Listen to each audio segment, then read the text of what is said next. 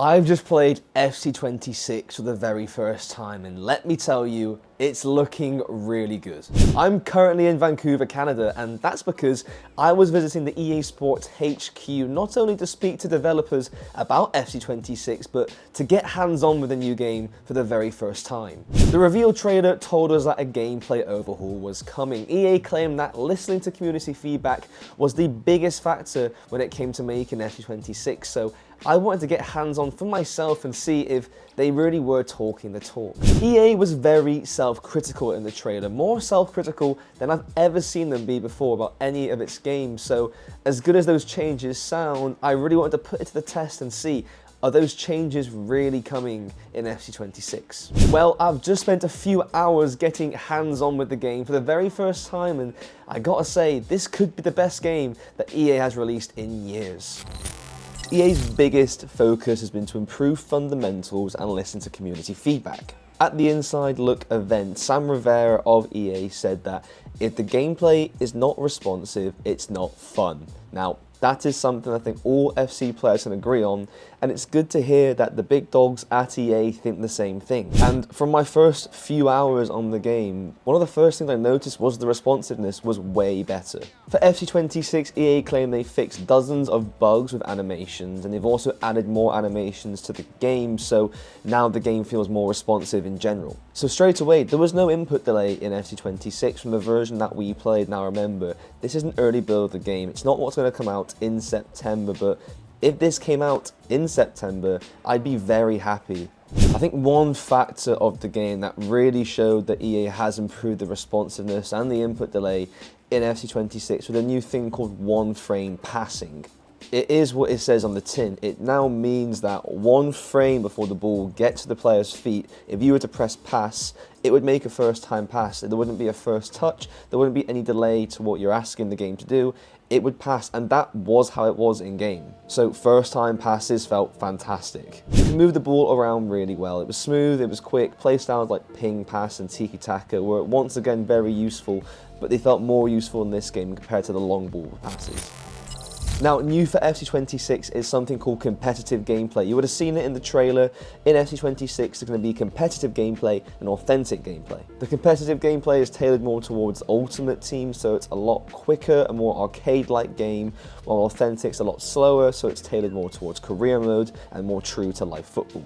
We tried out the competitive gameplay and it was really quick, but the one part of the game that I think was the biggest improvement was dribbling. Left stick dribbling to be precise. Obviously in FC25, R1 dribbling was the way to go. It's how you would control the ball, dribble the ball, get forward without being tackled every 2 seconds. But R1 dribbling felt pretty useless in FC26 just because of how good the regular left stick dribbling was. It was way more dynamic, it was way more consistent and responsive. The ball moved a lot more rather than just the player. So the dribbling wasn't clunky at all, and this applied for anyone with high dribbling stats, not just dribbling playstyles like technical.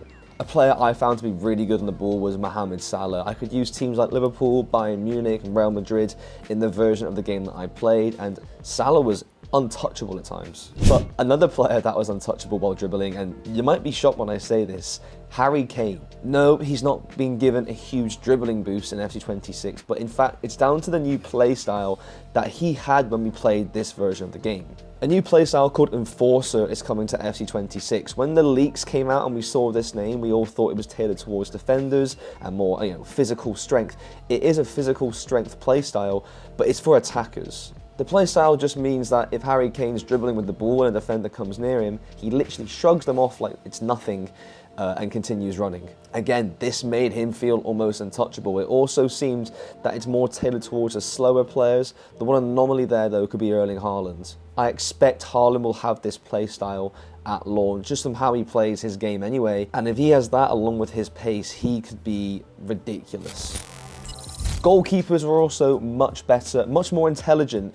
Sam Rivera told us that when they were filming the FC26 teaser trailer. Cole Palmer, who was there, said that the the one thing he wanted to see was goalkeepers to become more intelligent in FC26. Well, Palmer's wish has been granted, and goalkeepers were fantastic from when I played it. The goalkeepers position themselves much better, and there's also way less deflections back into dangerous areas, so no more cheesy rebound goals. And speaking of deflections, one thing that really has improved is tacklebacks while you're defending in FC26. That seems to be no more from what I played. When I made a standing tackle with my defender, they would sort of follow through with the challenge, so you may get a bit of the player, but you're getting all the ball, and it just eliminates any chance of the ball bouncing back to the opposition. I can't remember one time where I made a standing tackle and the ball instantly bounced back to the player I just tackled. But one of the most interesting new changes that EA's made is how they're dealing with fatigue in FC26. And personally, I think they put this change in place to stop people relying on the AI when defending. So in FC26, your whole team will fatigue as normal. When it hits the 80th minute, stamina will be lower, but whenever you're controlling a player, that player's stamina has not been affected and they're back to full stamina once again. So for example, say you have Mbappe in your team. He's one of the fastest, most explosive players in the game. If he gets the ball in the 80th minute in FC25, he's a bit sluggish, he's nowhere near as explosive as he should be. But in FC26, if you give the ball to him in the 80th minute, his stamina will be back to full again and you can use his speed to your advantage. But where this works well though is defending. Now, if you were to control a midfielder and let the AI do the defending, as the game goes on, those players get tired, and when they come up against players with full stamina, they're going to be caught out. This encourages you to control a defender. If you're controlling your defender, their stamina's full, which means you're not going to have any issue dealing with another full stamina player.